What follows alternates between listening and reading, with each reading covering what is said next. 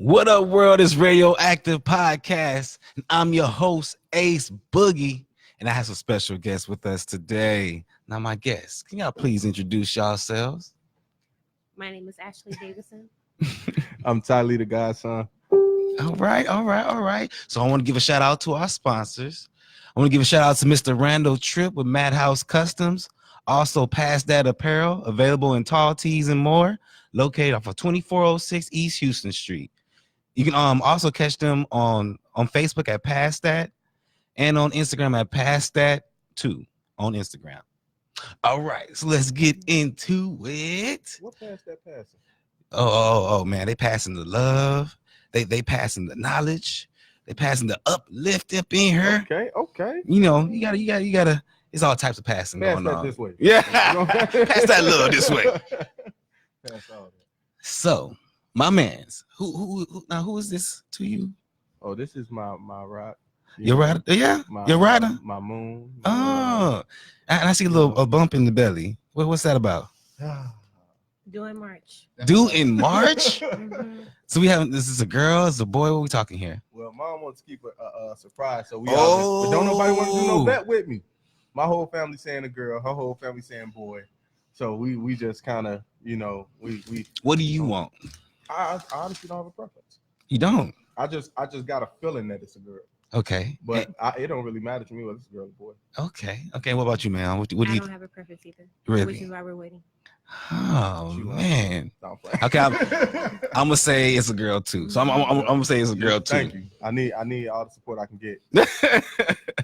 Okay, so we're gonna play a game. Uh-huh. Now this game is gonna be called, and ma'am, I get you on the sidelines and give your little Snickers just so we can.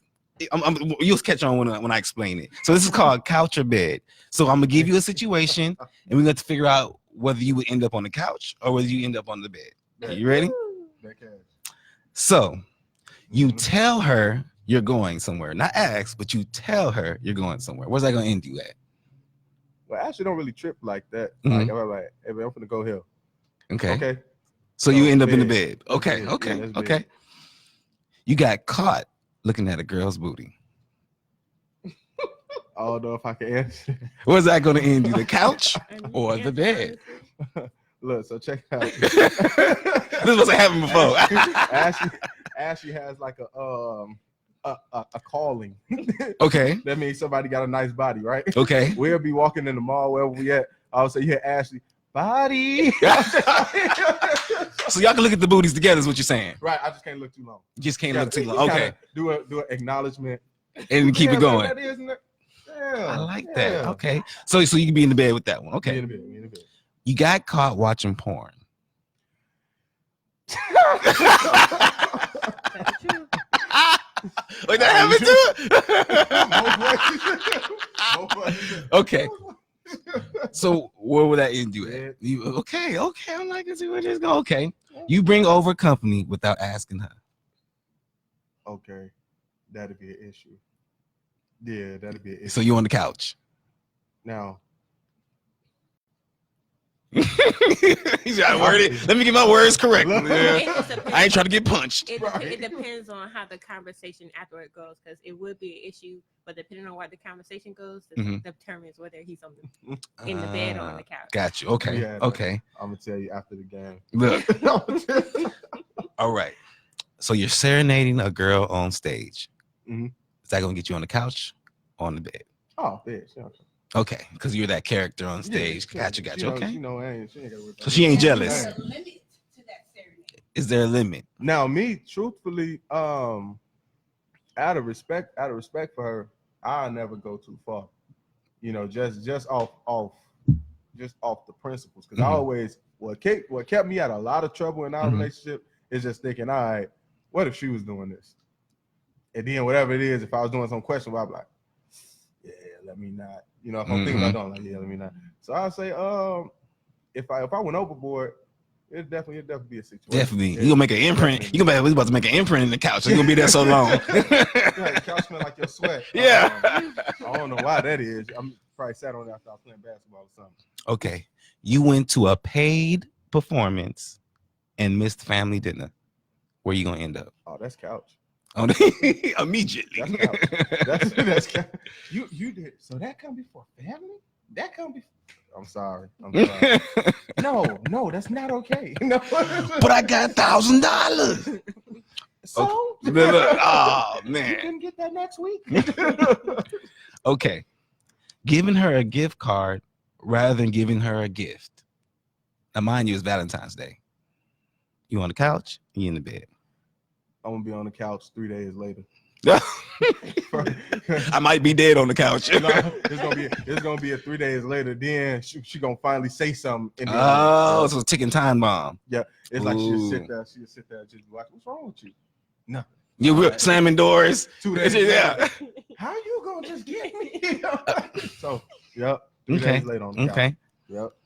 So you're not from Texas, are you? Nah, Where are you from? I'm from Chicago. Chicago, Windy Yeah, City. yeah. So, I mean, what's it like? What was it like growing up in Chicago? Or how long was you It even was there? beautiful. I moved here in 2018. And, So you came from Chicago? Mhm. Okay. So we moved around a lot when I was a kid, but Chicago was always home. It was like I would always go back, and we would always go back. So we'll move to the suburbs, be right back in the city. Mhm. I'll be living in the suburbs, always in the city though.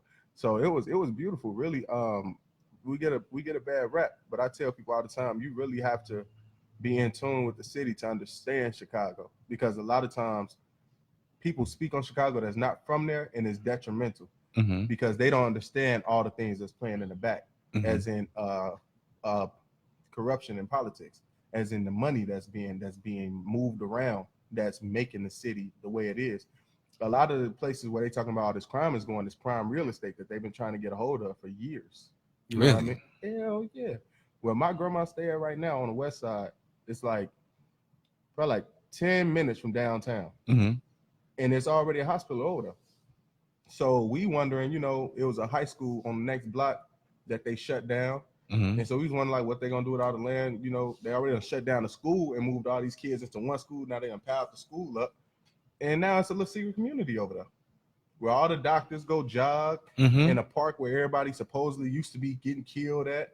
All of them, So they gentrified it pretty yeah, much. but that's how it goes. Mhm. So the propaganda about Chicago is actually more powerful than what's actually going on. Now I'm not saying that it ain't an issue, and I'm not saying the violence is not an issue. Mhm. What I'm saying is it is overdone in the media. I know so many people that's not from the state of Illinois that's scared to go to Chicago. I'm like, no, don't be scared to go there. It got some of the best food, some of the best live music, some of the Really? best artists and poets. Man, please, Chicago is beautiful, bro. What would you recommend as far as food if I'm in Chicago? Shit. Am I getting pizza? Am I getting?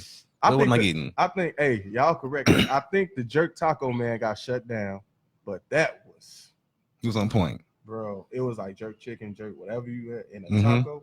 In a with the peppers taco. and everything. But I will say Dimenzio's number one. Mhm. They got this Italian beef. You know what Italian beef is? Oh yes. Okay, cool. That's Italian beef Mhm. with like 2 different types of cheese in a mug like this big. It's like, I say about this big, like 2 or 3 different types of cheeses, about 3 different types of peppers on there. Amazing. So the Menzio's, you got to keep it old school and go to Maxwell Street. Some people call it Jewtown, Maxwell Street. But the one by UIC though, the one by UIC on the right side, not the left, they fake. They not real. They not real. The one on the right side, them the real ones, you got to go there. Man, Harold's, but that's a tourist spot. I don't really like giving people tourist spots. They're expensive. If you go to Firehouse on 87, they pretty good. I think it's on 87. What do they serve? Firehouse, they serve chicken, pizza. All right, so I'm tired of y'all Texans that don't know what pizza puff is. We don't know what you talking about. We need to talk.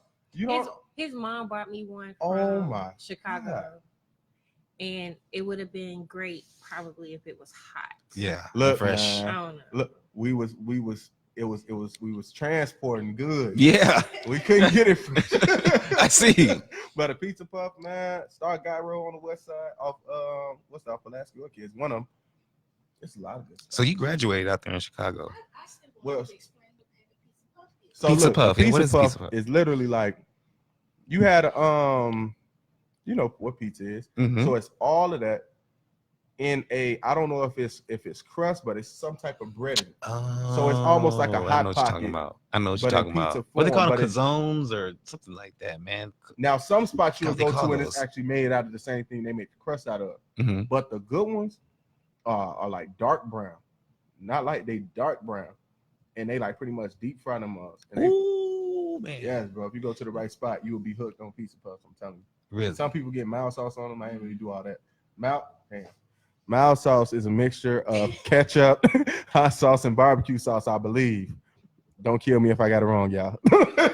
Dang, y'all got your own sauce. Y'all made your own sauce up there. Yo, Huh? shout out to Wayne's Wings, though. Mm-hmm. San Antonio, that's out here. Yeah. They made a Chicago style wing that I've been hearing some good stuff about. I can't wait to get there and try that. Oh, I gotta try that I can't wait myself. to get there and try that. They said it tastes just about almost right there.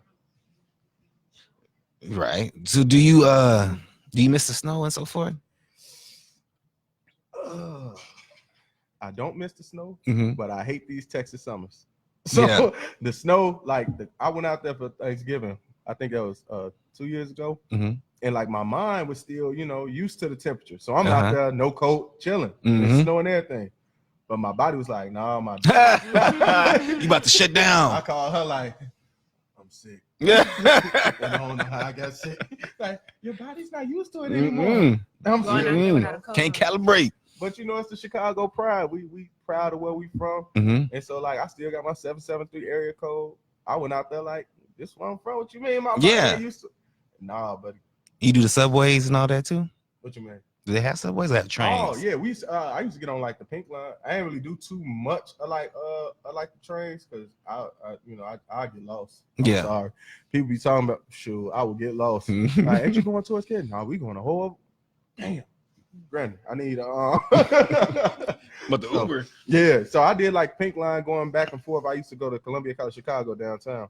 So I get on pink line, go visit my grandma, then pop back out on campus and yeah, it was man. So I mean, have you ever had any close calls in Chicago?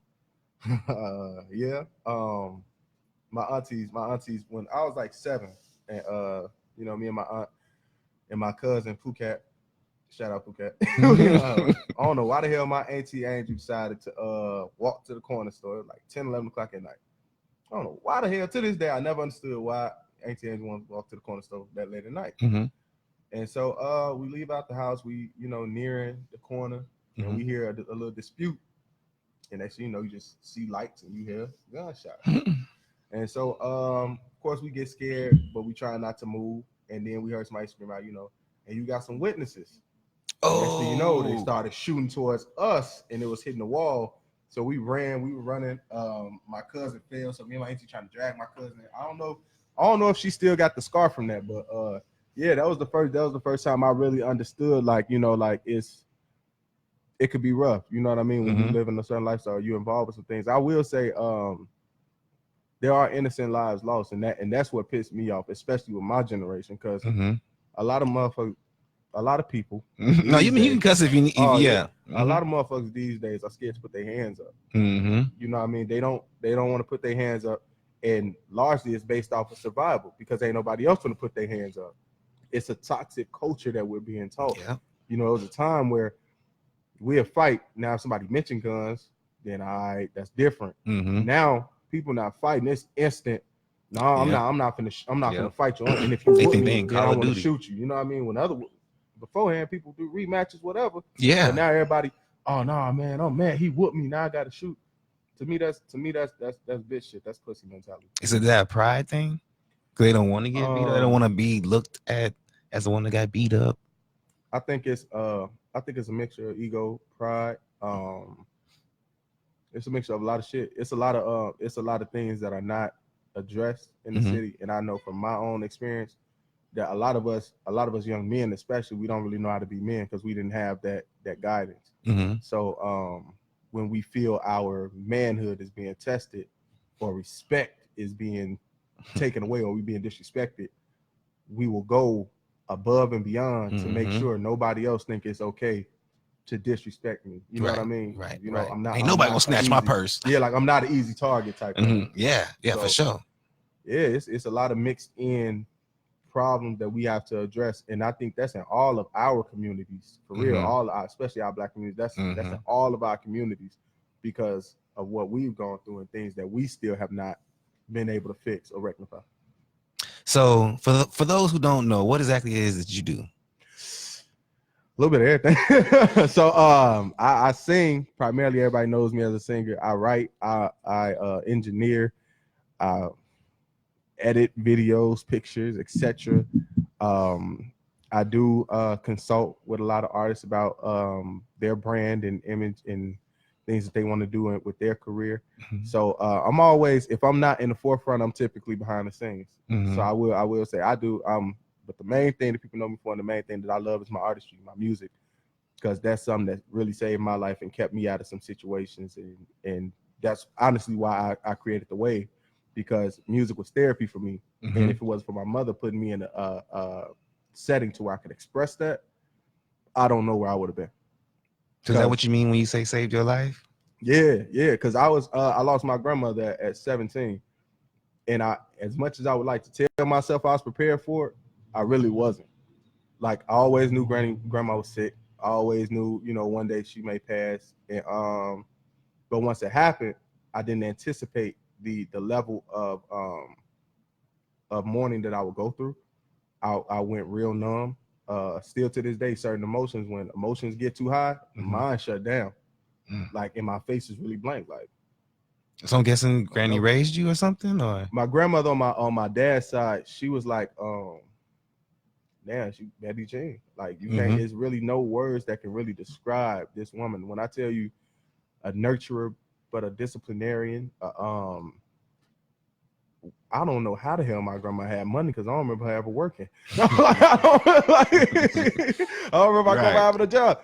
But like, when I tell you, and her backstory from what I know, and I'm mad because I wasn't able to learn much of it. But my grandmother had 7, 9 kids. It was raising them.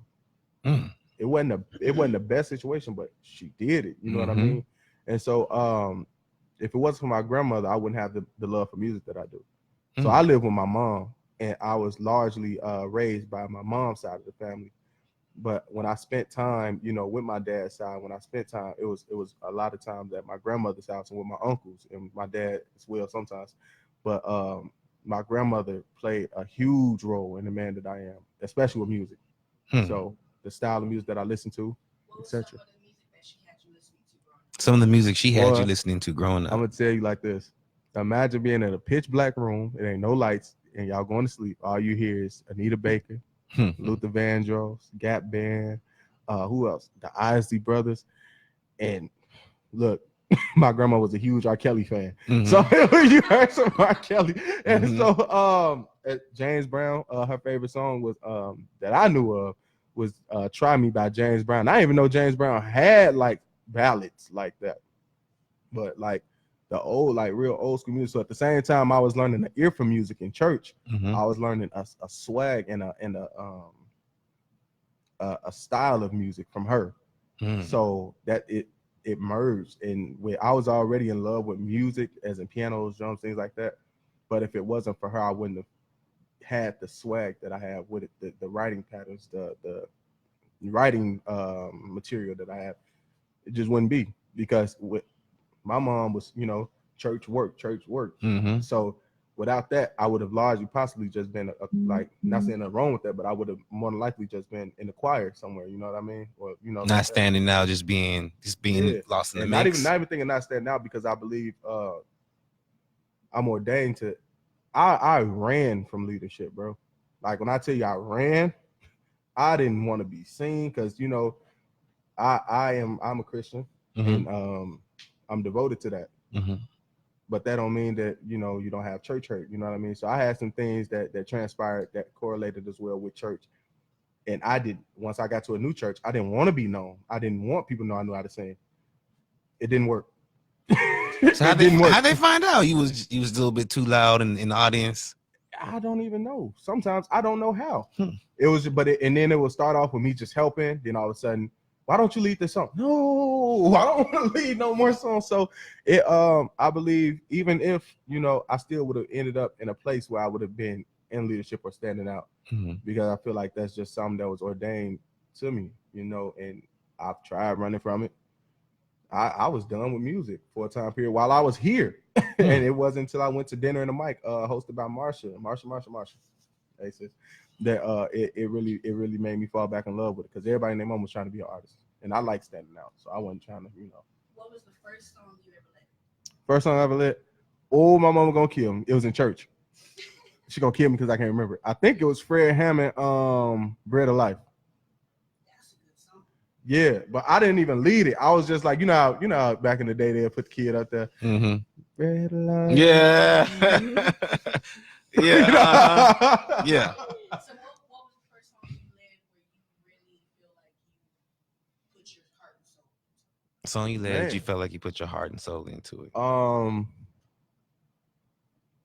I'd say off top, it was a while later. This is after my grandma passed and everything, and I was like real cold. Like my heart was real live cold. A kid, I was going to Columbia College. A kid came up to me and he confided in me that he had cancer. And usually I was the type that I always had something to say, as in like something good, or I could, try to brighten it up. And all I could say is like, damn, that's messed up. That's when I knew something was really wrong with me. Because I had a big heart for people. So here's somebody got cancer. He started chemo, and I could see the hair falling out. And all I could say is, damn, that's messed up. I knew then. So I started praying. I asked God to break it. Mm-hmm. And there was a young man that I had met. He was, I believe, 14. His name was Travis. And this kid could light up your day. Like just sitting in a room with him, he would light up your day. And I met him one time, and probably 2 weeks later, he passed away. He drowned. And they asked me to sing at his memorial service, and I did. And I was singing the song. What's that song? The anthem. The anthem is it by Planet Shakers? It's a church song. And while singing that song, and I'm not big on crying. I do not like crying in front of people. My mama probably don't even see me cry that much outside of her whooping me. but it was that song, and in a sanctuary, I'm just sitting there breaking down crying. And while I was crying, it was really just that coldness breaking off me, and I could feel it. I could feel myself being able to feel empathy for people again, being able to feel even sympathy for people again. And I was able to regain some of that emotion that I had lost. So I'll say it was the anthem by Planet Shakers. And that was the first song that I can honestly say I led, and my heart was in it, like for real. So how do you deal with when he has his moments where he shuts down? How do you deal with how he has his moments when he shuts down? We're working on that, but I try to remain accountable. I try to get him to talk it through as best as I can. Sometimes he'll say, I don't want to talk about it. And so I'll just leave it alone until, eventually he'll see that it's bothering me, that he's kind of shutting me out. So, he'll talk about it. I try not to take offense to it because, we try to keep an open communication, and we said that we wouldn't do that to each other because, we're both very much so alike. So if I shut down, it bothers him. So it's just kind of like, think about, how would you feel if I did that to you? So it's just, all I have to do is sit there for a while, and I guess he can tell from my body language or my movement, like, okay, it's bothering me. So he'll just go ahead and come and talk. It's something that we're still working on. We're approaching our second year in a relationship, so it's definitely communication that's been a big thing for us, and just trying to understand each other and understand each other's temperaments. So sometimes I can just really, and then it turns into a whole big thing, and then sometimes I just try to like sit to the side and let him come to me, or I'll just find a different way of asking and getting it out of him. Okay. So can you name your favorite moment with music? Is it possible? Maybe so many. Yeah. Which one stands out to you? I would say one that stands out to me was when I first moved here. This was right before I met Ashley. I was pulling up to Bentley's. Like Bentley's, it's a bar that holds a special place to me because I wasn't really the type that'd just pop out places by myself like that. I used to have a fam with me. Like if I'm going somewhere, I got my sisters with me, like brothers, whoever, like I got them with me. So when I moved out here, I started moving around by myself, and I just wanted to see what the element was like out here after wondering what the hell I did with my life for 2 weeks, trying to figure out where am I at, pacing floors and shit. So I went to Bentley's open mic. They had an open mic at the time. It was hosted by Avar, Legacy City, and Lona Lewis. And Lona, that boy can rap his ass off. All of those are amazing gentlemen making big moves. My utmost respect. And my first time performing there, Legacy, I got off stage. Legacy stopped me. Mhm. It's like, no, you need to sit right there. When these people get in, you're gonna go back up. And I sung again, and doing that one open mic led me to doing everything that I'm doing now. Legacy put me in position to meet a lot of people that didn't put me on the show. And then Avon ended up having me open for Life Jennings when he brought Life Jennings out. Then opening for Jay Holiday when he brought Jay Holiday out. So You okay? that I one, remember that. yeah, that was that Mhm, breeze. Yeah. mhm. So that one, going out by myself and just really being able to be comfortable in my own element, that was my favorite experience with music. So we didn't get to talk about this, but how did you get down here to Texas? Like, what reason? Shit.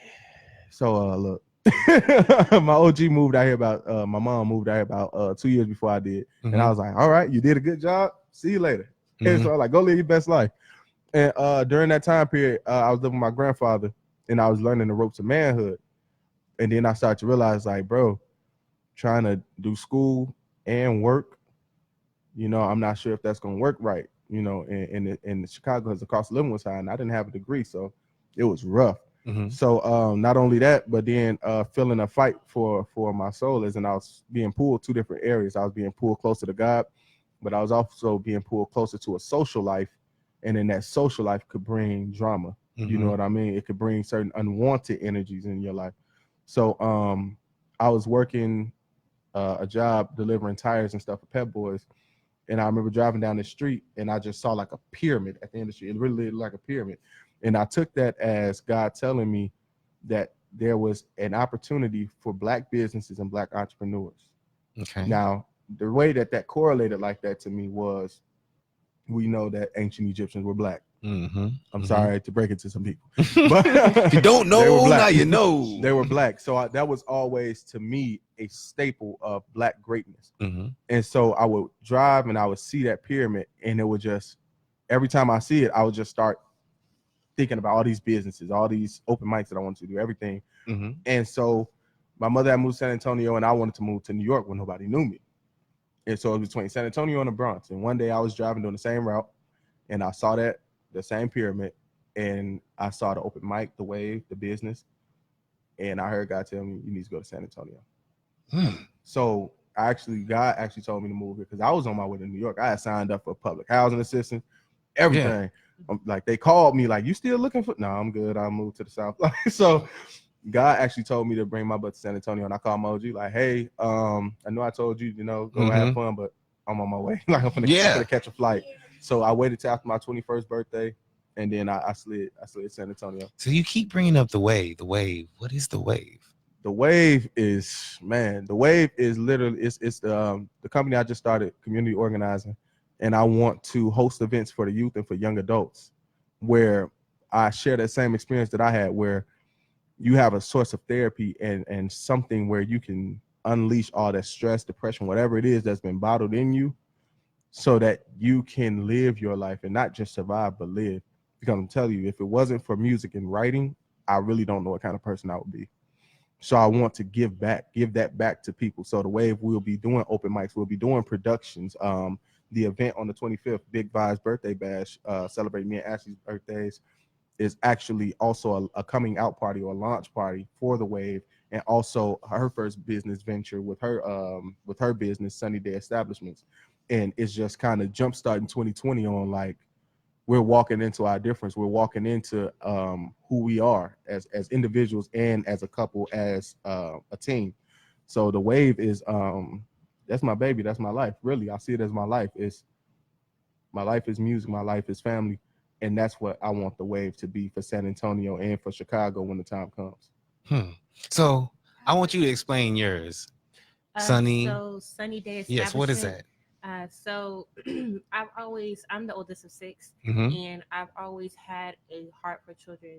Started young with my siblings, then to my cousins. I had two cousins that I was very connected with and always wanted to be around them, and we connected. So then I started nannying, and now I'm working with kids in Idea Public School. So I've always had a heart for children, and my mother, she's been in child development for a long time, but I've always had a love for music and the arts. Whether it's dancing, I love to dance. I enjoy writing, even though it comes difficult. It doesn't come difficult, but I'm an emotional writer. So it's not one of those things where I can just pick up a pen and write. Like I write my best in my toughest, darkest times, or when I'm really happy, or just when I'm in an emotional period. I love music. My music background is in choirs. I grew up in the church, so singing in choirs. My dad was a choir director. My mother, lead singer and amazing soprano. So I grew up around the arts. I grew up around music, and so Sunny Day Establishments. It's an umbrella. Different business ventures throughout my family. My mother, she has an eye for detail. So cleaning. Yeah. She loves to cook. Child development. So she wants to do that. On my aspect, I'm currently getting my master's in public administration because I want to do nonprofit administration. And so my thing is just having an avenue for children to be able to hone their natural God-given gifts through the arts. So whether that's dance, that's poetry, that's music, that's instrumentation, giving them that avenue to cultivate their gifts, because out in the street, as I've explained before, out in the streets, they'll take advantage of your gift or they'll turn it for something evil. So just giving them that avenue to where they can really cultivate themselves and have a positive exchange with other youth. And be able to grow the community in the inner city here in San Antonio, not, out on the north side. They don't need all that, and then you, of course, you have the Y, you have Big Brother, Big Sister, which I have previously volunteered for. But when it comes to the arts and music, they don't really, cater to that. They don't cater to that. So that's something that we lack here. And I know people are doing it, but I want to see it in a bigger aspect. So, are you from San Antonio? I am. Yes, we got a native. So where all has music taken you? Man, like area wise, or like I seen you in Dallas. I seen you different. Yeah, so I've been Dallas, Iowa, all over Chicago, Kentucky, here. Man, I've been a couple places. Oh, I can't forget St. Louis. St. Louis was dope. So which one was your favorite? Y'all want me to answer that for? Yeah, Chicago. Home, duh. Other than Chicago, this place called Windy City in Illinois. other than Chicago, I'll say dang, it's a tie between St. Louis and Iowa, honestly. Yeah, because you wouldn't expect. I didn't expect for Iowa to have such a black presence. I didn't know. I didn't know that. And it's not a black presence, a stereotypical shit. It ain't like, oh, it's the hood. It's like it's some country black folks. No, it's like kind of like an indie vibe, really. Really. It's kind of like indie vibe. You got your hip hoppers, you got your people that got the chakras, whatever it's called, or you got the people that you got your hood people. You got your. It's a really beautiful mix, and I love stuff like that. Like I love being, because I went through every spectrum of life. I was a nerd. I was a pretty boy. I was the don't hang out with him. I went through every spectrum too. So I love those communities where it's a healthy mix of everybody, every kind of mentality you can think of. So it's between St. Louis and Iowa. Now St. Louis was just a vibe, bro. Yeah. Like they had such a chill vibe. Like we performed. Shout out to my family, Solid Souls in Chicago. That is an entertainment coalition, like poets, singers, rappers. Like, bruh, tap in, like for real. Yes. So we went to St. Louis to perform at a concert. We did the concert, then they invited us to perform at their house party. So we went, and it's like an upstairs apartment that's like real big.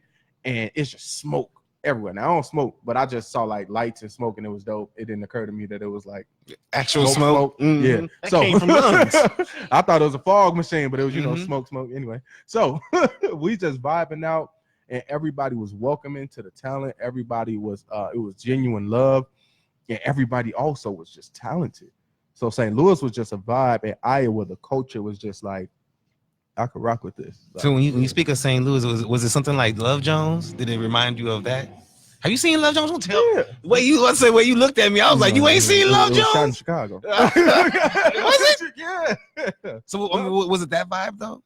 Yeah, it was. I could say it was Love Jones. It was like, this may be like a funny mixture. It'll take a good thinking for somebody to be able to put it together. But I would say it was a mixture between Love Jones and ATL. Yeah. It was a mixture between Love Jones and ATL. Like, it was still hood, but it was articulate. It was still like just down to earth, but it was also, I don't know. But Had it a was surrealness about mixture. it. Yeah. In St. Louis, rough, man. Shit, like, we performed. We was downstairs talking, laughing, and all of a sudden you hear something like, pop. And Bitch, I beat your goddamn ass. Me and my big brother Geronimo, we looked at each other like, was that a gunshot? Like, we forgot we just thought a gunshot. Everybody else is still talking. Mm-hmm. About like 30 seconds later, police rolled past. Hey, have you guys seen a woman shot around here? We just look like, it's time to go back to the hotel. Mm-hmm. It's time to go back. That's my cue. It's time to go back. So what do you think about the vibe of San Antonio's black? So what do you think about the vibe of San Antonio? The vibe of San Antonio. Why we got compared to Chicago? Black You community know what he gonna compared say? to black community back in Chicago. Oh my goodness. I came from my move when I first got here. It was rough. I bet. Because coming from a place where black people are the majority to where you got to ask, where are the black people? Mm-hmm. And then when you meet the black people, they don't really have that.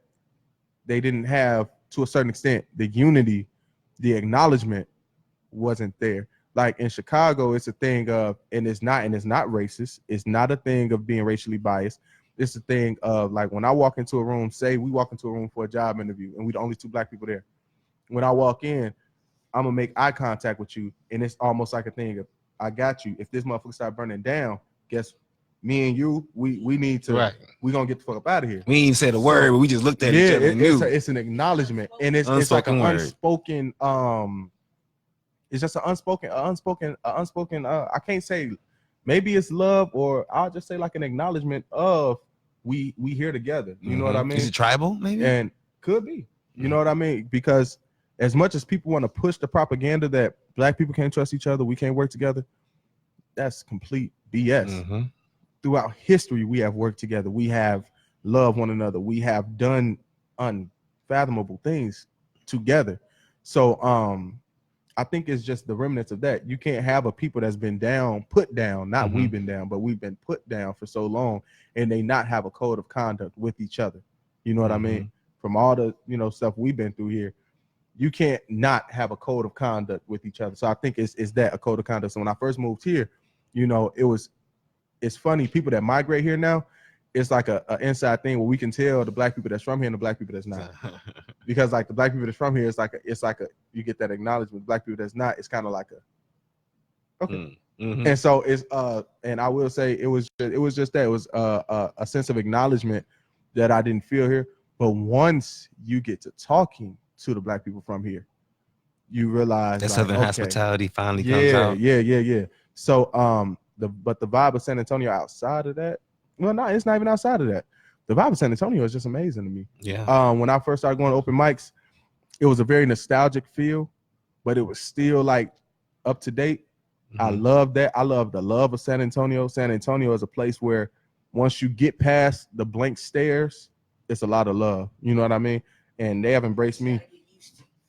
Yeah. I think that's pretty much what it is, as far as a thing of we think we distrustful in Chicago, but out here it's kind of like a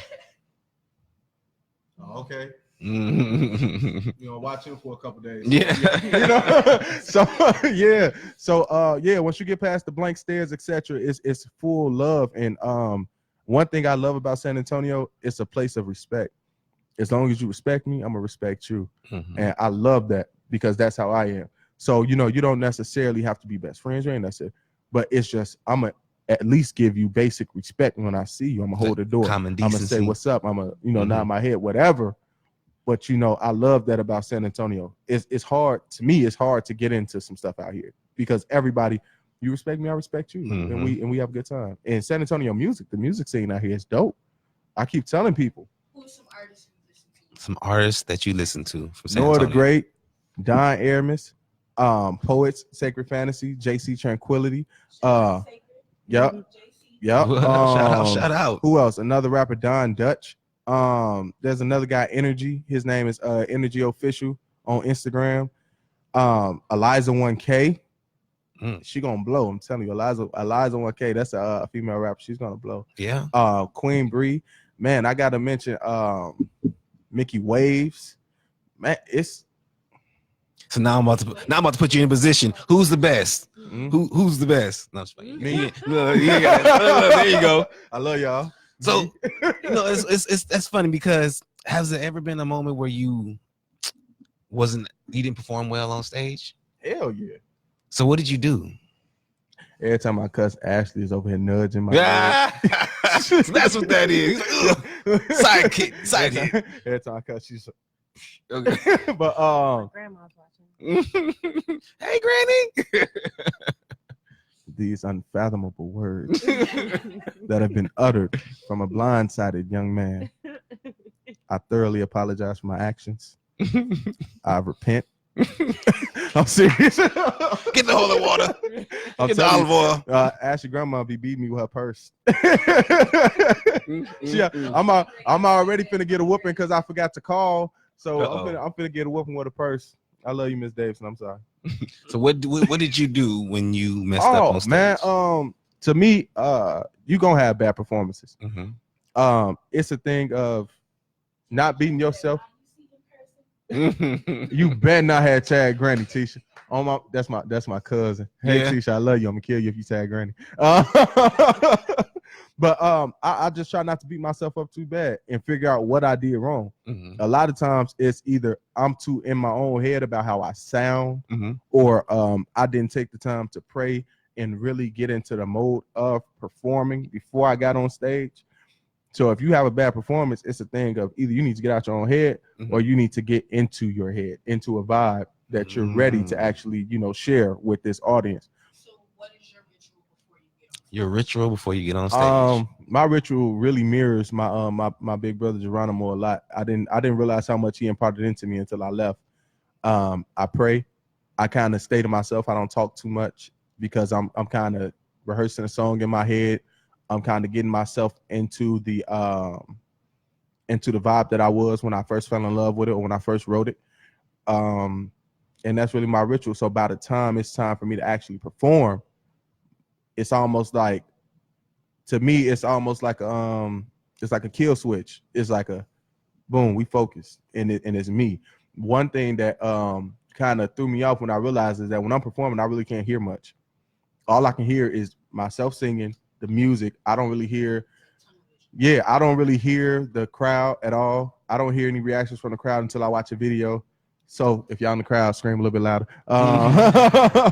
I don't see much. I can't really see faces. Sometimes I can, or if I focus in on somebody that I feel like is really into the song, and I look at them, I see faces that way. But it really is an experience, and it really threw me off when I really started to realize, like, man, I ain't hear all that when I was up there singing. I didn't see that person do that. But yeah, it's really like tunnel vision. So I was looking at one of your performances, and I love the way you carry on the energy with your audience. Like you sing the song, and you let them catch some. Yeah. You good with the audience, man. Where'd you learn that? I learned that just from being around Solid Souls. It was so many veteran performers, and like I said, my big homie Jay, I give him a lot of credit because it's due. He put me and everybody else in positions to be under artists that are traveling the world doing this. And so watching them have stage presence, watching what makes their performance stand out from everybody else's, how are they able to be in their bag 1 minute and then get the crowd engaged in the next minute and then hop back in, so watching that. And also church is, when you really think about praise and worship, it's always crowd participation. And they're always making sure that the people in the crowd are engaged in what's going on. And if they're Mhm. not, they're trying to figure out, okay, God, well, what can I do that will get them engaged? Mhm. And I know I'm cussing and talking about God. It's okay. Ashley, If the light didn't come through, look, you know, I remember he meant well. I gave this challenge to Ashley. I was like, well, somebody show me in the scripture where it's a sin to cuss.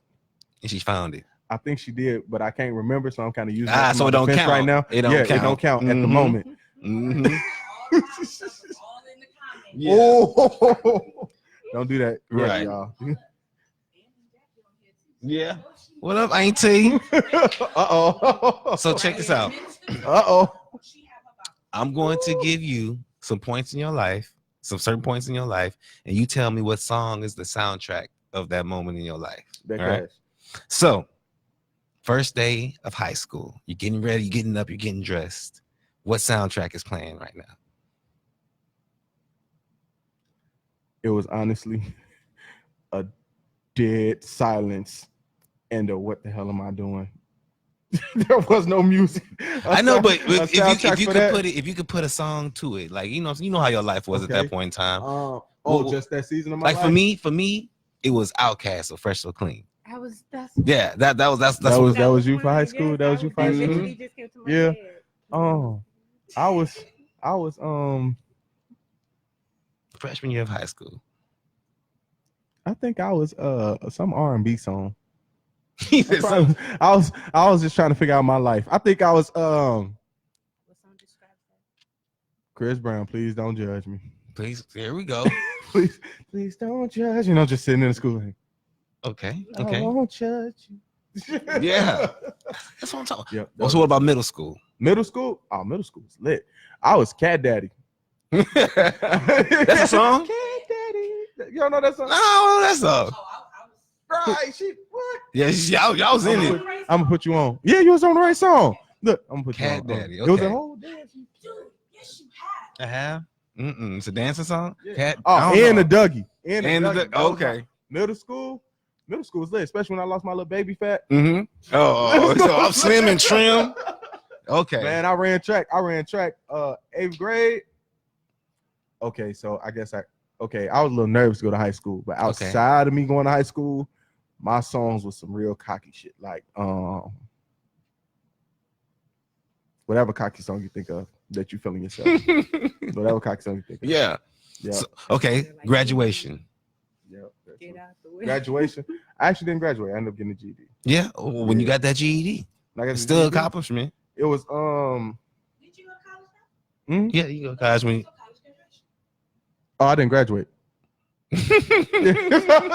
I told you I moved. He Look, will. when I moved out here, the plan was to go back to school, and I ended up getting my CDL, Mhm. and just was kind of cool making the money I was making. So I took my focus off of it. And she was on me. She was like, I thought you said you wanted to go back to school.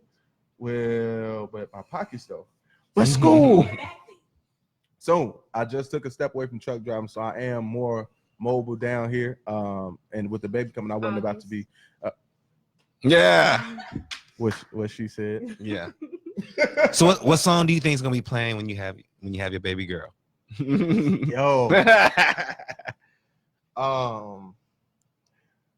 It's kind of a sad song, but maybe Luther Vandross, Dance with My Father Again. Mm-hmm. That's a sad song, but yeah, but like for some reason it's just that astonishment of like, whoa, like Yeah. this is Followed by Stevie Wonder. I hit it again for me. So probably Luther Vandross, Dance with My Father Again, or honestly, probably that same song, the anthem by Planet Shakers, Mm-hmm. because it's like a victorious song. It's a song of like, man, like God, you did this. You accomplished. You know what I mean. So probably that's it. You go ahead and ask a question. What was your relationship like with your father, and how do you feel like that's going to affect your relationship with your child? So how was Man, my relationship with my father was is unconventional. You know, him and my mother were together when she got pregnant. They were both the first ones out of the family to go to college. And so my mother was a freshman in college, she was a sophomore, and ended up pregnant. So you can just imagine how that pressure must have been. in And, college? Yeah, college. And they were the first one in the family to go. Oh man. Yeah, in their immediate family, they were the first ones to go. So my mother being the oldest girl, being the first one to go. My dad being he the oldest. And he went. And so our relationship, my dad always tells me about a story where he proposed to my mom and she said no. So me and my dad's relationship, we mended it when I got older, because for a while he was preoccupied with his life. You know, he had a whole life going on, and at some moments, sadly, you know, I just wasn't, you know, in that picture. Mhm. And seeing certain things that he went through made me extremely militant about certain things with my children, especially some things I went through in growing up. Even my relationship with my father actually affects my relationship with Ashley. Just seeing him, certain things my dad went through, I wouldn't wish for anybody else. You know what I mean? As a man and as a person, whether it's investing in relationships, whether it's investing in people. There are a lot of people that were friends with my father as long as it was convenient, as long as they could benefit. There are a lot of people that he loved and trusted, whether it be a relationship or a family or whatever, that used him. You know what I mean? And my father, I think my heart is big. I think some people's heart is big. My dad has such a big heart, and it's such a big heart to where it even took him away from me. You know what I mean? Because his heart was tied to something else. Was he Malcolm X? No. No, not like that. But it's like he, but he has such a big heart, and watching him go through some of the things that I watched him go through as a kid made me very militant about certain things. In relationships and friendships, me and my being. So I think my relationship with my father actually turned me into a better man inadvertently, because it opened me up to think about things differently. I definitely would say I'm gonna be extremely protective over my baby. Like I see it on my mom. She said no. So I know she said no. But yeah, look, you perform with a live band? Yeah. Why do you think it's best to perform with a live band? Dude, you wanna say it first? You wanna say it? No? I was in the band. I played the saxophone, and What? I love Yeah. I love Mm-hmm. live music and just the feeling that you get by hearing it and seeing people use their talents, seeing people use their gifts and giving their all to this instrument. You get the authenticity versus the rehearsed. And then it can go any way with live music. You know, when I watch my cousin all the time, and I could tell when he really gets into it as he's playing his alto, and he just kind of lets go. I love that feeling because the audience feels that as well.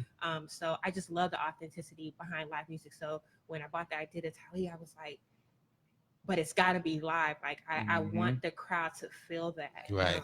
Yeah. So do you think that your band can give the artist energy and the artist can give that band energy? Yes, that's one of the reasons that I love to perform with live bands, and because music is very powerful, spiritually, whatever, it's very powerful.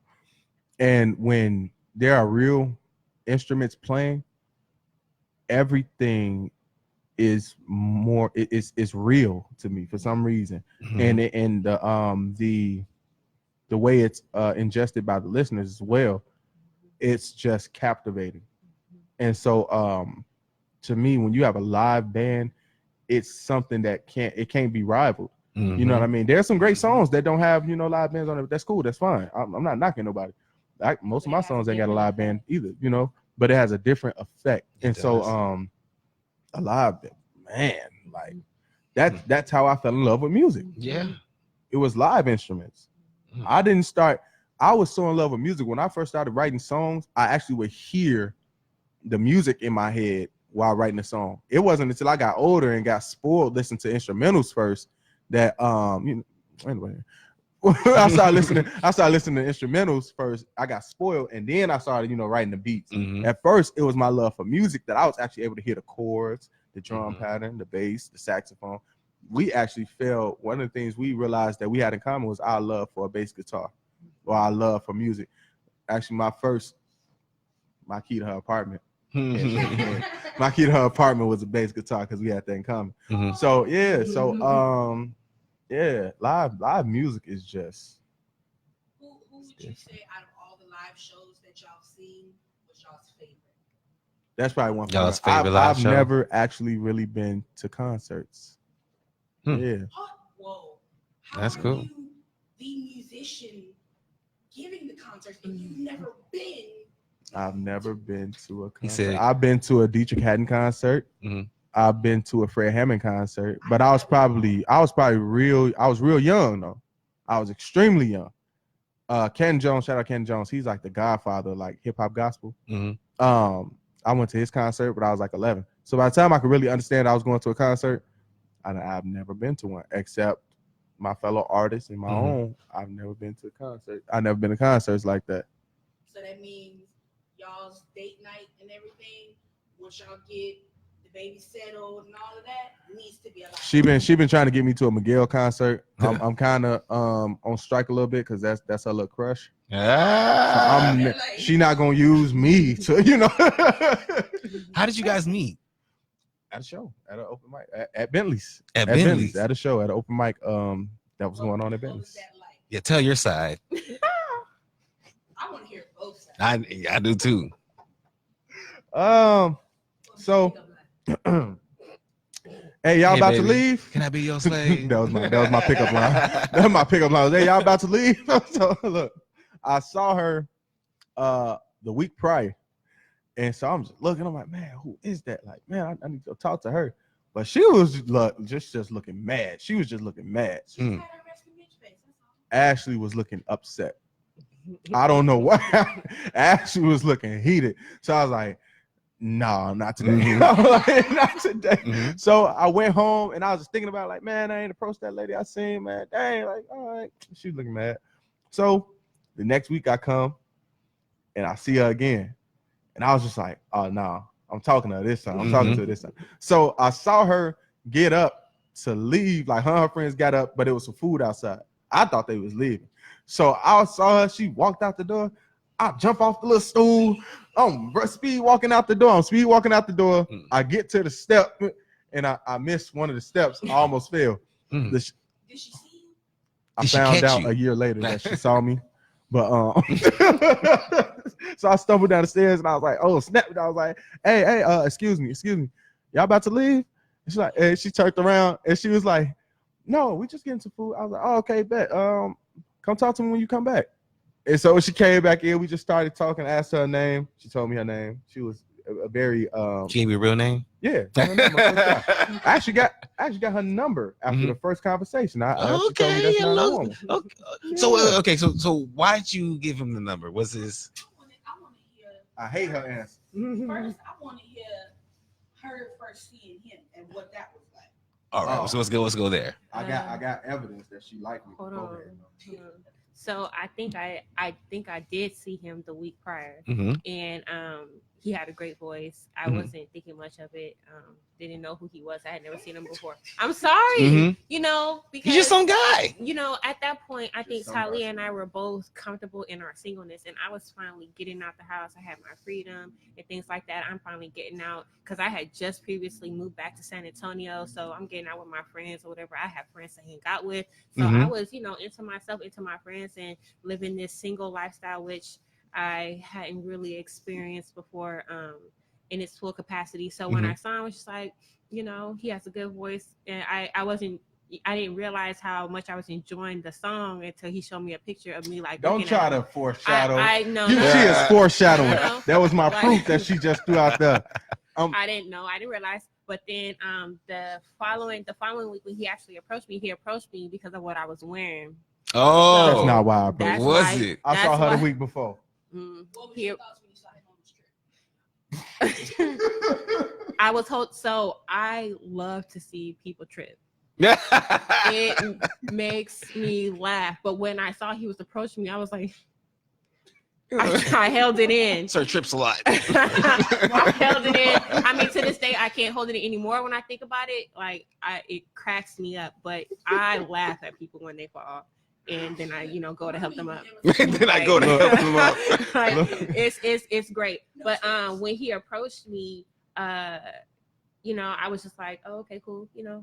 We'll come, and talk with you or whatever. And then I talked to him, realized, oh, this is a good looking dude, And so I gave him my number because I wanted to know what he wanted. Okay. I wanted to know what he wanted. He doesn't like the answer, but it's just kind of like, what you want? She liked me. Right. He was curious. You was curious. Admit, Obviously. I was she liked curious. me. I was like, okay. Hey, bro, don't be. Hey, look, I was just about to mention it for somebody else. That's my cousin. That's your okay. Anyway, I was just about to say. Right. Thank you. I was just about to say that it's not common. It's not common for me to trip or anything. I got game. That trip was fate. I got game. Yeah, I think that now when she just said that, I thought it. I'm like, that trip helped me. And then that's another thing. Like I realized, like he didn't really do much, but he made me laugh. And so that's like I love to laugh. I'm a real goofball when I'm not real serious. No, I didn't say. And the thing about it is, I'm not big on looks. And so when he approached me, I wasn't really, looking at his appearance. But as time has progressed, like I'll be looking at him. I'm like, man, he is a good looking man. Like, you about to have a pretty baby. It's just, as time goes on, of course, we're in a relationship, so I was attracted to him. But as time progresses, and as he grows into himself and develops into a man, it's just like, man, you look good, dude. Look at that. I see the love in the eyes. She wanted me. So, what is your thought on the state of Black America today? Teacher said, tell him she wanted some chocolate. Right. You wants to go get some coffee. Somebody screenshot this right now. Man, I believe the state of Black America right now, we're on the teetering point. We can either launch into greatness or we can get worse. One thing that I do love is the rise in Black entrepreneurship, the rise in Black communications. We're talking about mental health in the Black community. We're talking about mending Black relationships romantically in Black marriages. We're talking about a lot of things. We're talking about the mental effects of slavery and the mental effects of the Jim Crow era and the mental effects of mass incarceration, and now the mental effects of mass police shootings. Fuck y'all. I'm sorry, but I feel that way. Speak from the heart, brothers. Preach.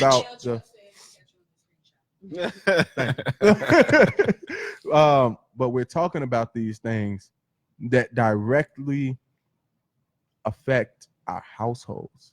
And that's one thing that I think in the past it was overlooked. We were so pressed about changing things on a major scale that we forgot about our households.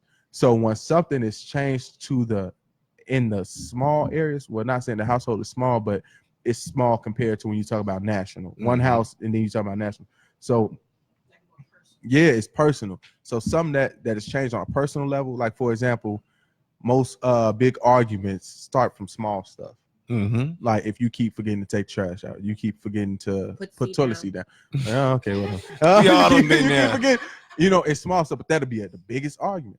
So if you fix things that are on a smaller scale, it could bring so much peace to the grand level. So with social media, I believe it's a gift and a curse.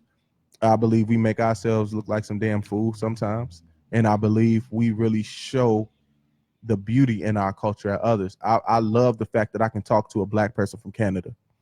I love the fact that I've had many conversations with Black people from Africa to know the propaganda used against us to make Africans think they can't trust Black Americans and to make African Americans have. An example of that?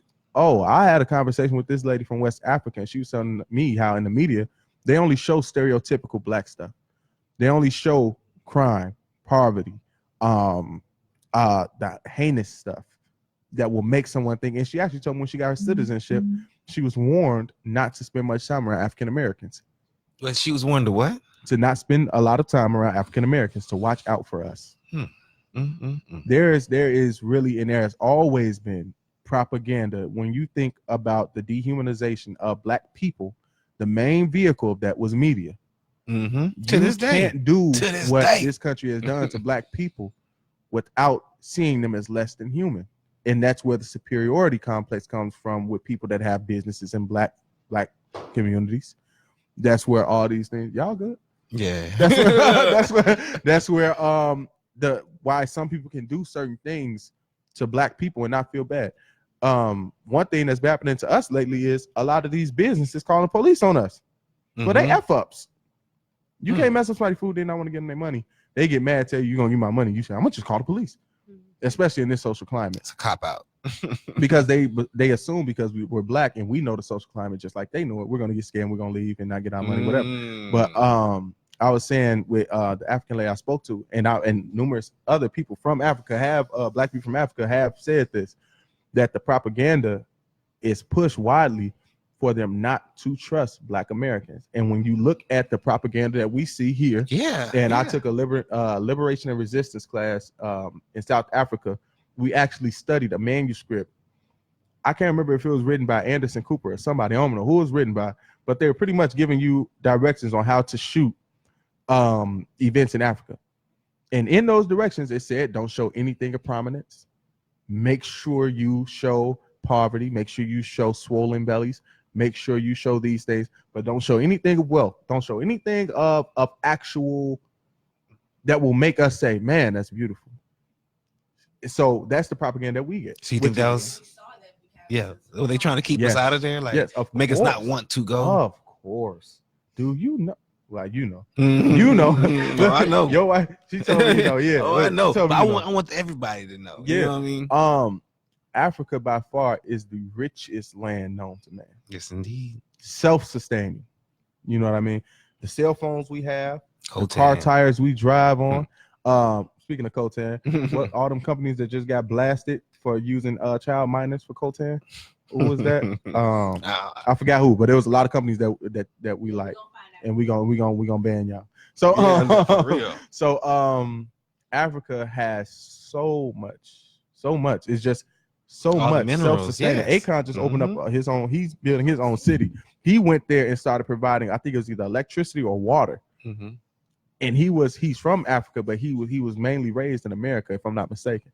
So he went back. What was that? Algeria put out multiple statements asking for Black Americans to go ahead and come back. When dude became president, and when some other stuff happened too. But they don't want us to see that, because as Black Americans, we have such an economic power. If all of us was to pick up and leave, it would completely topple this economy. Indeed. Not only that, we the biggest spenders. With the things that we've learned here and the things that our people know in Africa, there would be a huge power struggle, because whoever controls Africa controls the world. Ooh, there will be a huge power struggle, because their main fear would be who's about to control those resources. If these motherfuckers team up, yes, indeed. Revolution. What are we gonna do? Because and a lot of people that were in the KKK and participated in certain racist armies, whatever you want to call them, a lot of people that left that lifestyle, their main thing they always say is that we're doing this because we're afraid that if they get power, that they're going to do what we did to them, to us. When it's not even really in us to do. we just exactly. So the state of Black America, we're at a teetering point. We have such great resources right now. Our women are doing their thing. Yes, you know what I mean? Our women, the most educated, they are on the rise. That bad on us, a bad reflection on us as Black men?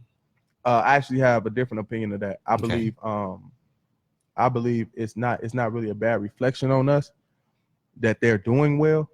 I think it brings light. It honestly, to me, brought more light to why aren't we doing well? As in, not in a bad way, but in a what's going on in our men's psyche that they're not excelling? What's going on in this world that our men are not excelling? And a lot of people are, and there still are, and I don't like it. They're pushing this narrative that Black men don't want Black women and don't love Black women, and Black women don't love and respect Black men, and that's BS. Just as much as there are loud voices, I always tell her, like, the negative voices are always louder. So just how we've been seeing, there's now propaganda pushing Black women away from Black men. Just, you know, if you see in the media, every TV show, every movie now, you don't really see Black couples too much. Everybody, and nothing's wrong with that. Right, it's not always a positive representation, and nothing's wrong with interracial dating. I ain't got nothing against it, but I'm saying don't down one to do the other. And I will say that just as many things that I've seen down in black men, I've also seen uplifting. I've seen a lot of sisters that they get their education and then they start to talk about the fact that, did y'all know that black men went through this and it exclusively affected black men? I see a lot of sisters, they'll do stuff like that. Do you know they got our backs at this time that this happened to black men? So we're sitting here judging our brothers and we don't really understand. And it's and I believe that, which is one of the reasons I'm vocal on social media, is because us as men, we don't speak much. We don't really speak much about our hardships and things that affect us, because to be told, we get labeled weak. We get labeled, soft. You can't handle the pressure. You can't handle responsibility. So it's hard for us to really unmask these things that burden us, because it may sound minuscule to somebody else. That don't mean it's minuscule to us. Is that pride too? That's protection. You're trying to protect yourself. Okay. Because to me, it's hard for me to admit to Ashley that I'm worried about something, because I don't want Ashley to think she's not taken care of. I don't want her to think that I'm weak, that I can't handle it. I mean, it's hard if I, man, this long history of them taking advantage of black men. Then it's just like, nigga, they've been saying that for years. But I'm still dealing with it. So it's hard. It's hard. You know what I mean? And I don't think it's really a pride thing. Now, it can turn into pride, but I think it sparks from you trying to protect yourself. You're trying to keep yourself from getting hurt or yeah. Because real talk, as a young boy, when something wrong, to tell you man up. You know what I mean? Yeah. And I believe that's good to a certain extent. But as a man, then when you get as a man, you start trying to express things that worry you or that make you afraid. And some of those things, people look at you and they will say, man, you sound like a wimp. And it ain't just men. It ain't just us doing it to us. You know what I mean? It's the culture. We don't really have the luxury of being vulnerable like other people have. We encourage our girls to communicate. We encourage our women to speak up. One thing that baffled me about my upbringing, I had to teach myself how to speak up. Like as a boy, why you talking so much bass in your voice? Why you or if somebody tell me to do something and I even look like I'm about to ask a question. But when it's the girls, they can talk back a little bit. We nurture that in our girls, you know what I mean? But we don't teach our boys to be leaders anymore. And I'm not saying that men are just supposed to be, no, women are supposed to be leaders too. I'm not for all that. No, I'm not a man. If I'm leading, best believe my lady got some leader qualities as well. I'm not for that. I believe that's controlling, and you may have an issue if you feel like somebody got to be subservient to you for you to be a leader. Y'all seen how he did that, right? That's how you keep off the couch right there. I was serious though. So, you as a black woman, how do you feel when you hear him say things like this? That men have that defense mechanism. I agree to it to an extent. I definitely see how society, especially the media, really puts a lot of pressure on the black men in the different stereotypes that are being held with black men. But when it comes to Tylee personally, I think it just comes to a thing of you have to know who it is that you're with. And for me, him, like he was saying, feeling like he's weak, if, he shows that, he's worried about something, things like that, you have to know, like, we're a team. I'm not leaning on you to carry it all by yourself, and I don't expect you to lean on me to carry it all by myself. And I'm not going to label you weak. So it doesn't really matter how other people see you. It doesn't really matter, if they want to label you that way, myself, his mom and his family, the people who know him and who love him, don't see him that way. So there's no reason why he should put that pressure on him to make him feel that way. Does that make sense? So it's just a thing of, you have to know who you're with. You have to know, who your tribe is, who your circle is, and who really has your best interest at heart, and know, like, it's okay to be vulnerable and to express these things, or it's okay to, struggle and, have to have that help to, get back up. It's okay to, not always being able to provide. It's a team effort. Is it? If oh my gosh, ain't that the worst fear? like, not that's a thing that, we're honestly going through, not being able to provide. And, we always talk about, but we're a team. That's, because Tylee, he wants to carry it. He's the man, he wants to carry it. But, and I understand the man is the provider, but, when we get married. The woman is the helpmeet. And so where you lack, where you're struggling, I should be able to step in there and help you fill in that gap, fill in that space. And so it's not just a thing of, he beats himself a lot. Don't beat yourself up. When it comes to society, I understand, like I said, the pressures. I feel like some men fold to that pressure. In all honesty, some men take that and they run with it. We do. And they don't try to better themselves. And then I see some men where it really does handicap them, those stereotypes and things like that. And, they really do buckle under the pressure. But I feel like some men, they just take it, they run with it, because I've seen that. I've seen both aspects of it. So I've really seen some men, buckle to the pressure. So me, it's like a no tolerance thing. Okay, yes, this is how society sees you, but you got to see yourself much greater. And then you got to look at your circle. How is your circle uplifting you? How is it that they're treating you? And if they're treating you like society treats you and not how you hold, how you hold yourself, then they got to go. Yeah. If it's family, it doesn't matter if it's family, friends, if it's a job, you got to leave the job, because no money is worth that. So that's my thing. It's like my mother always told us, there's no such thing as peer pressure, and things like that. And the media can really pressure us and can really bully us and put a lot on us. And I don't let those things affect me. So, I kind of carry that with other people. It's like, it doesn't matter what they say. It doesn't matter how they label you. How do you see yourself? How do the people around you see you? They don't see you how you see yourself, move around. And if they do, then you just have to, build yourself up. Ask them to build you up. Nice. And like one thing she said, I wanted to touch on. She said that how it's a team thing, and I was gonna say, and that's where it falls back on me, and some things I see as a general issue that all of us Black men go through, and I know that some things for me personally are a little worse because of certain things I went through in my life. So I also say that it's not a one-way street. Because the same way you are a woman that is willing to be in partnership, not in relationship, but in partnership with a man, that man also has to be able to accept your partnership. And one of the things where I know I mess up at, I'm being transparent, is that when I feel like I'm not doing, I'm either gonna go into complete hustle mode and make bad decisions because I'm just trying to, I need to, handle what overdrive. And I don't accept her partnership, or B, I shut down. You know what I mean? So it's a thing of also being a man in that situation, being able to accept partnership. And that sometimes hard. Now that does most times go into pride. Yeah. You got to be able to accept partnership. I wanted to catch on money wise, but I wanted to catch on to, or speak back on to something you were saying. You talking about like leaving certain folks behind. I seen a post I think a sister had made saying that I bet you're still talking to people you were supposed to leave in 2019. How do y'all suggest that we let go of those toxic people?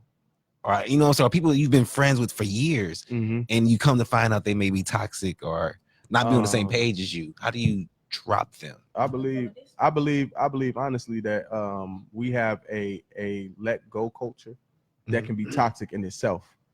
I believe if you feel like one of your friends toxic, but you ain't told them yet, but I'm gonna cut you off, that's a problem in you. Me personally, people that I'm close to, family, friends, if I feel like something you're doing is detrimental to me, before I distance myself, I'm gonna tell you. We have such a cutoff culture that we mad at people don't even know that we mad at them. We cutting people off and people don't even know that they've been cut off. And it's a thing of we don't nurture anymore. We don't nurture each other. Women are not the only people that can nurture. We got to get back to a place where, especially with our men, where we also nurture each other too. I grew up with older men that were not afraid to tell you, bro, you off right now. You need to, you got to tighten up. You know what I mean? Like, that ain't true. Like my uncles, whatever, even some of the people that I'll tell you like this, even some of the people I was around that was doing some of those heinous stuff will look at me and be like, nah, look, bro, that ain't true.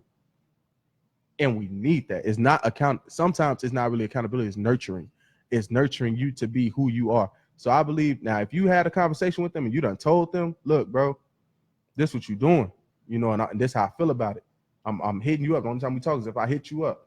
The only time we link is if I hit you up, or every time I talk to you, or every time you call me, it seems like you got an issue, but you ain't never called to check up. Like, this is my problem. You know what I mean? If you ain't had that conversation, to me, you need to talk to them first. For me, it can go either way. For me, um, we run with this word toxic, Mm-hmm. but what, especially with what I am experiencing now, I decided to start going to therapy, and it was just a thing of getting to know, taking care of yourself, getting to know you and taking care of yourself, because I guarantee people who should not venture with you, to the next place in your life, you had a feeling about it before. But not only have you had a feeling about it, that person has had a feeling about it. And so it's like, it's not something that just comes out of nowhere, or I'm going to cut you off. So it's just a thing of taking care of yourself. And as you understand who you are, and as it's revealed to you, and as you go through your healing processes or whatever concerning that problem, that person, or concerning whatever is going on with your life at the moment, it'll be revealed to you. And then of course it is having a but I mean, sometimes it doesn't take a conversation, for them to fix something. Sometimes it's just like I said, and they probably already have a feeling, and so it's like, hey, you can't go with me with where I'm going, because I see that for a long time, these things don't just happen. It's for a while. You just kind of been growing apart, and or just the relationship is no longer good for you. So it's just a thing of understanding like where I'm going and how it is that I'm trying to better myself. I understand that you can't come with me during that time. So I think it's just listening to yourself, knowing yourself, and taking care of yourself to be able to let go of that person, because you're only hurting yourself anyway. What do you do when you are that friend? When I'm that friend, with the toxic one that needs to be let go of. oh, I've been that friend. Yeah. Uh, I don't have many friends. Like I said, I'm the oldest of six, and it was always the thing of, you don't need any friends. You got your siblings, and then I have a slew of cousins. There's a bunch of them, and so if we weren't at church, A bunch of them. so it was. I didn't bunch have of many them. friends, but I have, I have one. I have a lifelong friend that I've been knowing all of my life, Mamie, and it's just kind of one of those like, we see, I see you, but I love you. I got you. And then I have my best friend, her name is also Ashley. And there was a time period where Mamie had came and stayed with us, and we were all going to school together. So I introduced Mamie to Ashley, because these are, your two of my girls. best friends and two of the most important people outside of my family. And me and Mamie got into it. And when me and Mamie get into it, it just kind of brushes off. It's like we say what we're going to say, and it's just whatever. But Ashley got so upset, and she came at me, and she didn't like what I had to say about it. She didn't like what I had to say about it. And Ashley and I didn't talk for like 4 years. She had a whole baby, and we weren't talking. No. Yes. So I was that friend, and I realized during that time, Y'all like was stubborn. I was that toxic friend. I was that friend, always in some drama, or always ready to fight. I was always ready to fight. Always picking an argument, or just taking things that they didn't need to go. And so I was that toxic person, and I wasn't right for her at that time. And so we went a stretch without talking, and it really affected me. And when I was talking to you about writing, I think I wrote one of my favorite poems during that time, because I was really missing my friend, because I don't have many friends, and I don't keep a lot of people with me. But yeah, I was one of those friends. So when I was on the other end of it, it hit me hard. And I had to reevaluate how it is that I responded to her, how it is that I should have done better, what it is that I could do better next time. And pride kept me from apologizing, all those years, and pride kept me from actually reaching out to her and things like that. And so it took a long time, but I mean, we're going strong. Of course, after a long period of time, relationships don't ever really get back to where they were, but the love has always been there, and always will be there. And we're still, that's my family, regardless of how tight our friendship is. She's my family. And then I have, another best friend, Alicia. We recently went through a thing where, I'm pregnant and high in my emotion, and then just stuck in my, you made me mad, so I'm a distant myself. And just her being in her way, and being used to what it is that she's doing, and we just kind of we didn't see eye to eye. And so, but luckily we were able to mend that quickly. We definitely didn't bring it into the new year. So, fortunately I haven't had those instances where, people had to step away from me. And I haven't really had many outside of men that I had to stay, that I had to step away from. So, but I have been that toxic friend, and someone did step away from me for a period of time, but we found our way back. Yo, that the fact that you was able to to admit that and say that, yo, that's dope. You know what I'm saying? Everybody said they love How old is Ashley, you said? They love how honest your answer is. And someone else asked, how old is Ashley? That was the Hell Trail person, so I don't know if they're asking about you and Frank. Hey. I'm 29. Are you trying to holler or something? Ashley is 28.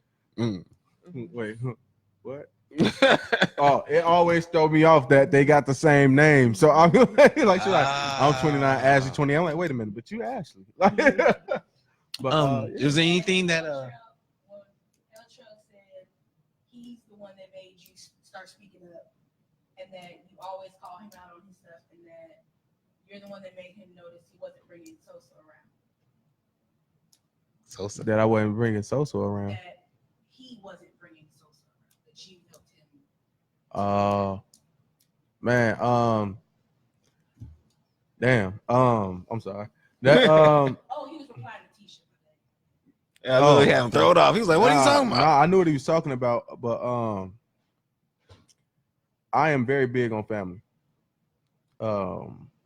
And one of the things that I am trying to be committed to, because I have bad habits of ghosting when I have things going on.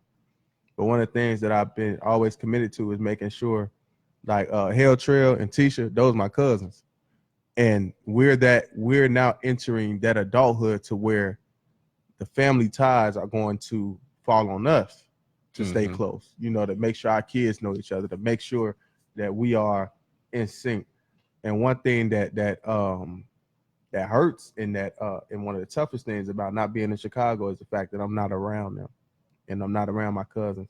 They little brother TJ was like my shadow almost, and now he's supposed to be taller than me, but I haven't seen him. Well, there's such thing as FaceTime, so that's you slacking. That too. But then, like I said, I got my bad habits. When things not going right, I disappear until I got it right, and then I pop back up like, "Hey, but how are they doing?" They, you been? So yeah, they be mad. He was being funny. Yeah. And so, one of the biggest things, and one of the things that I always even push to my cousin was family, because it's hard when family is not when it's not the conventional family, when everybody mama and daddy ain't married and y'all just it's hard, bro. It's like it gets hard, and people don't really understand that it's not just the parents' relationships that are tested, but it's also your ties to your family.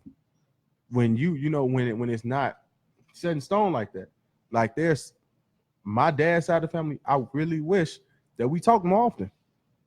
But because of the precedent set, we don't talk that much. And it's love there. Like ain't nobody gonna try nobody on my dad's side, and ain't nobody gonna say something about me crazy to them. It's love there, but we just have to be more in tune. But again, that's because of the foundation that was set. So we often talk about broken families and we talk about the parents, but there's also an identity disconnect when that child is not as close to one side of their family, or even cousins or even uncles or whatever. When there's a rift in the family, that you've lost a sense of identity. And so that like what he said right there is very touching to me, because it's so important to me. One thing I'm always thinking about is when certain people that we love are not here anymore. We lost some people this year that we didn't think we was gonna lose for a while. So it's like when my grandmother's not here, when my granny not here, what the hell? What we gonna do? What I mean? What are we gonna do? Because when my grandmother passed, my other grandmother, it was, you know what I mean? So it's a thing of hoping and praying and trying to do things that make sure that we still have that bond, we still close, we still, so our kids can carry that. Mm-hmm. Yeah. Was there anything else you wanted to talk about that I may have missed? Man, you ain't really missed much, but get y'all tickets to the event. Like Yes. this birthday bash, man. This birthday bash, I'm telling you. It's gonna Where is it located again? It's gonna be at the One Media Hub. It's gonna be here. Exactly. What? Yes, sir. So it's gonna be here, 329 Aransas, the One Media Hub. And we have a plethora. Oh, doors open at 8, show starts at 8:30. There's going to be a plethora of vendors, live music, all of the artists. Now, I got to take some time out. We got Queen Bree, who is an amazing soul singer. We got Mickey Waves, who can rap. When I tell you this man, he's more than a rapper, he's an artist. Like rap as art, that describes him. We got J Mac the Dragon. Mm-hmm. He has such a fire in his music, and you wouldn't, by looking at him, you wouldn't expect it. But then it's like once he gets to going, you're just like, yo, who is this kid? And we have Chanel, Latoya Chanel, and she's going to be helping us out. Yeah, exactly. And her event is tomorrow. Yeah, and her event is tomorrow. Go check that out too. Yeah, we're Tap gonna be there. in. And amazing. She's been helping us out with our background vocals to get things set. And we also got Sacred Fantasy. Y'all know her. Yes. Y'all know That's the what she Poetic cool as Empress. hell. Poetic Mhm. Empress. She's going to be performing. And when you talk about somebody who is living their art, that describes her to me. She lives her art. And Just Mahogany, the last one. Just Mahogany. Just Mahogany. And Hakim. Yes. His Brother name is Beloved. Brother Beloved. Those poets, they like punches. They like punches from Mike Tyson to your chest. Oh, I can't Like wait. power. It's just like powerhouses. I can't wait. January 25th, doors open at 8 p.m. Show starts at 8:30, and we're gonna be rocking out at the One Media Hub, 329 Aransas. Tickets, general admission tickets are $12.99. Okay, $12. I'm sorry. She hit me again. Y'all see that, right? Domestic abuse. No, it's $12 for general admission, $20 for VIP. VIP does include food, some really great food run by Mamo's Kitchen. And I'm telling you, Mamo's Kitchen got some heat. Have you ever heard of a girl called Queen Saucy? Bro, What? So you need to get Queen up with her. Saucy is a monster. She is. We have been amazing. talking about. She is. She reminds me of old girl from Floristry. That's what she reminds me of. Yes. Marsha Ambrose. Yeah. Ambrosia, I guess. Queen Saucy. That's what she reminds me. She's amazing, beautiful Queen voice. Saucy has such a unique voice, and not only that, but when you get to talk to her and get her, her pen, boy. And once you get to talk to her and learn more about her, it's almost just like, yeah, she's not even from here. She speaks Spanish. Like she got like a whole She not from here? Yeah, man. And I noticed that I always say like a black person from Africa, black person from Jamaica, black person from America. That's my way of always kind of like shutting down that sense of separation. Mm-hmm. Like I always miss like, oh, this black person from Cuba. Like I'll acknowledge the nationality, but then I also say like black person from this part where But yeah, she black, but she from Mexico. Yeah, but Mexico, y'all they don't be talking about the black heritage in Mexico. Mm-hmm. It's a heavy black heritage in Mexico. And yeah, there was a famous general that played a key role in Mexico's freedom from who had colonized them. I can't remember, but there was a black general, and he was black. I'm not talking about mixed black, like they black too. I'm not saying y'all not black. Sorry. No, but I'm saying like he was like, I'm talking African features, like black. Mm-hmm. So but I do want to clarify that I personally do not subscribe to trying to police someone's blackness. I don't feel like because you mix, you're not black. I don't feel like because you don't talk a certain way, you're not black. So I did want to clarify that because it was an error in my words, and our words do have power. So I did want to clarify that. They just as black as us. You know what I mean? So I don't, because people be doing that. And I talked to a lot of mixed race individuals that I wasn't black enough for black people. And I wasn't white enough for, And so it's a thing of, and this is, but you know what's crazy? We sit there and we shun those individuals and they find acceptance somewhere else, and we get mad. We get mad when then they don't stand for the things that we feel like they should stand for because there's a cultural disconnect.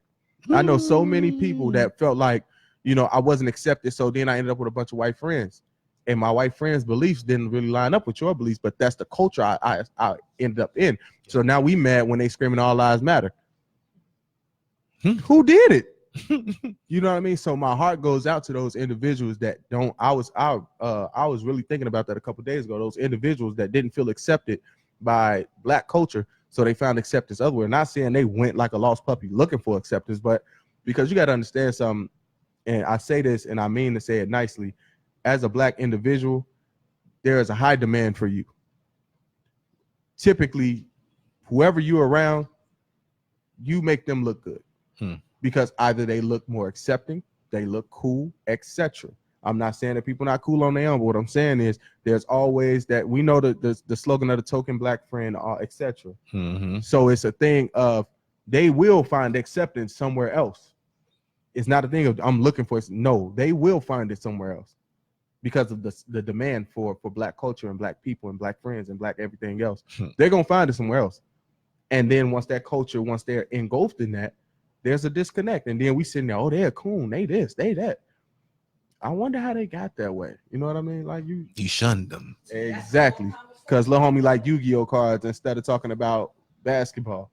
So I really get a disdain when people try to police somebody else's blackness. I heard that. But I would say we hope that y'all come out and support the Big Vibes birthday bash. There you go. She didn't get tongue tied, bro. It's gonna be a great event, but it's the coming out of our individuality, as Tylee was mentioning, our different ventures that we want to take on, which are very similar. So I'm sure somewhere down the line we'll tie them in together. But also, what it is that we can do as a team. That was a challenge. Like, what is it that we can do together and take what it is that we love and actually bring something together. But walking into our callings, that was the thing. I got so engulfed with working 2 and 3 jobs and going to school and pushing to work for somebody else. And then, we got the money chaser here with the truck driving and being over the road, that it really kind of pushed us away from what it was that we were called to do. And each other. Pushed us away from what it was that we were called to do. And I know how that feels.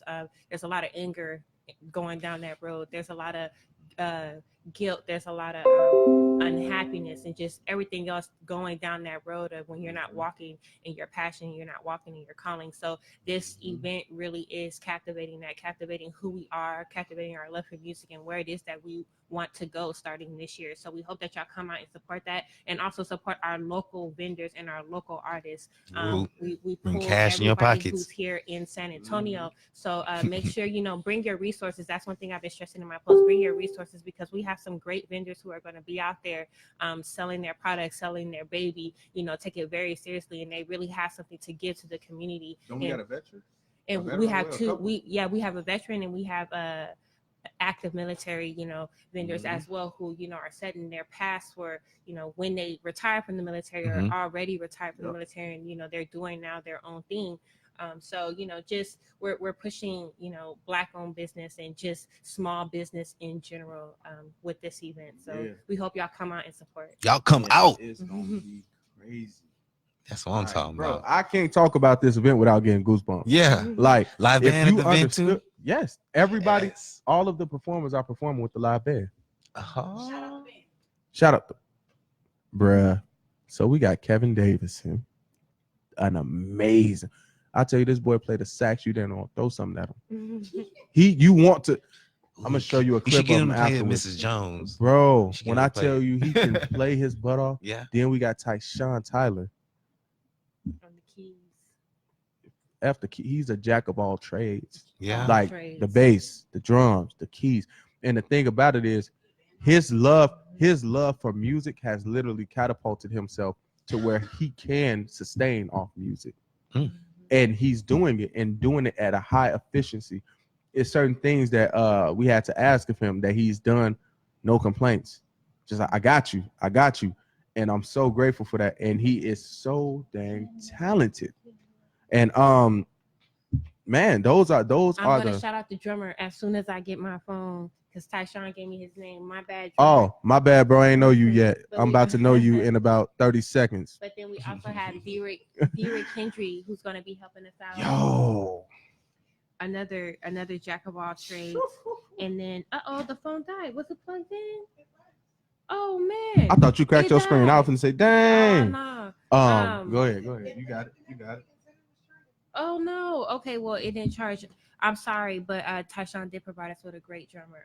Haven't met him yet. We'll meet him this week. But if he's connected to them, he is extremely talented. I can tell you that. And Derek Henry, that man, Hendry. I'm sorry, Dietrich. God dang it, Derek Hendry. Amazing drummer. Yeah. Amazing. And he's a monster with soundboards. Everything. Okay. He's just. I'm excited for this Bro, show. when I tell you, from the talent to the benders to and I don't know if you guys ever went to dinner in a mic. But if you didn't, you missed out. You should have been there. Marsha is a poet / hostess and curator of Dinner in the Mic. Her and her husband, and her husband is a great comedian as well. He be doing his thing. Yeah, he be doing his thing. She is actually going to be hosting the event, and it was so amazing to me that she will host the event because Dinner in the Mic is where I fell back in love with music. Yep, you said that. And so when we kind of had a little brother big sister bond since then. So I noticed, she wasn't as active, you know what I mean? And so I didn't know if she was going to host it because I didn't know, an artist, when we got stuff going on, we'd be like, we got to put something back, bro. But instantly, I got you.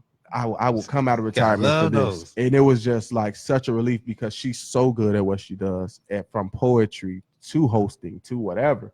So I am excited for our hosts, our vendors, our artists, the musicians. Our drummer, Elijah. My bad, forgive me. Sorry. Yeah, Elijah. I believe Elijah. I know him. I think, bro. We about to. When I tell you this show, like honestly, is going to be amazing. Epic. I it's just something that it's undoubted. You know what I mean? Chocolate wasted. Yeah, chocolate wasted. All types of wasted. Yeah. But not too many kinds of wasted people. Y'all need to drive safely and yes. Definitely to come in on what's to come for it. Yeah. Sure the rest of the year. Yeah. Bro. So man, make sure I get y'all tickets. I was playing. I posted this little video on IG. Follow me on Instagram at Tyler the Godson as well. Shameless plug. Anyway, I posted this.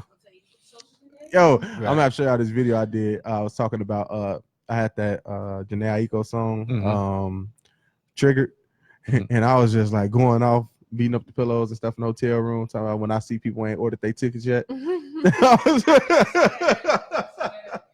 Yo, but really, like, don't wait at the door because we may hit capacity. So y'all need to get y'all tickets. There's gonna be a line. You know what I mean? Y'all need to get y'all tickets because, like I said, it's and shout out to my Chicago family. Like my big brother Geronimo sponsored some tickets, and that was great for us because we wanted to make sure we can help people that truly couldn't afford to go. Because we all know how to. Well, we not. Not a lot of people throwing events and stuff think about stuff like that. But that's something too that sets what we do apart from other people as well. Not saying there's anything wrong with them, but because of where her heart is regarding community and where my heart is regarding community and things that I saw growing up, things that she saw growing up, it was almost impossible not to. So we had people sponsor tickets for people that truthfully could not go, and know y'all not gonna know who those people are. You know what I mean? It ain't none of y'all business, right? But it was something important to us to make sure that people, because trust me, I understand that some people don't get their pre-sale tickets because they got to space their money, make sure they got their money in line. You know what I mean? I understand that. So to have Geronimo speaks, and he's a dope poet, y'all gonna meet him. Y'all gonna meet him soon. And to have him go ahead and sponsor some of those tickets. I can't say your government name, but you know who I'm talking to, my godmama. Also sponsored a ticket. We have tickets that are supposed to be sponsored by Safe and Sound as well. And that is also a Chicago group that has a big heart for the youth. They're out there trying to keep the youth off the street. And they've been doing their thing. They're headed by Anthony Townsend. I call him Tone. And he's been doing this thing for a long time in the city. And so we have people that have really shown up and shown out, even from my hometown, reminding me that, like, yo, like, yeah, we're still here. So this event, like I said, get y'all tickets. 12 for general admission, 20 for VIP table. Get your food. Mama's Kitchen, she be throwing it down. What she? No, we ain't gonna tell. No. Y'all ain't gonna know what she making. Yeah. Get your right. ticket. Get your ticket, and we gonna see if you got food allergies after you eat. Yeah. Okay? But yeah, get y'all tickets, bro. Like Okay. that's not a sales pitch. I'm serious. Yeah. Get your tickets. So Okay. Well, let me give my shout outs to my sponsors one last time. Shout out to Mr. Randall Tripp with Madhouse Customs. Also, Past That Apparel, which is available at Tall Tees and More, located off of 2406 East Houston. Again, you can catch them on Facebook under Past That and on Instagram under Past That Apparel too on Instagram. big fact. Also, you can catch us on YouTube on the Radioactive Podcast, Subscribe. on Facebook, Radioactive Podcast, Like. and on Instagram, Radioactive_podcast. You better follow. Anything else? Man, I can talk We to y'all love all y'all. day. Right, We love right. y'all. Right. All day. Yo, this is Radioactive, y'all. Peace.